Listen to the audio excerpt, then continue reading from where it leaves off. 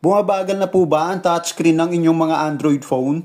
So alam nyo po ba na may paraan para bumilis ng 10 times ang touchscreen ng ating mga Android phone? So kung interesado kayo at gusto nyong malaman kung paano, sundan nyo lamang po ang video na to. Una po ay dito sa settings ng ating cellphone, ay scroll up lang po natin. At hanapin lamang natin itong additional settings. So paalala ko lamang po na hindi po tayo pare-pareho ng cellphone, kaya maaari pong meron o wala po neto sa cellphone nyo.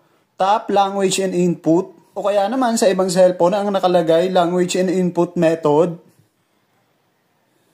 So sa ibang cellphone po ay automatic makikita na po dito yung pointer speed. So sa akin po ang gagawin natin ay tap itong keyboard, mouse, and trackpad. And then tap pointer speed.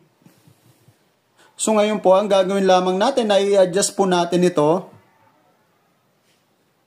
So once na-adjust na po natin yan ay magiging mabilis na po ng 10 times yung touchscreen ng ating mga Android phone. Tap OK.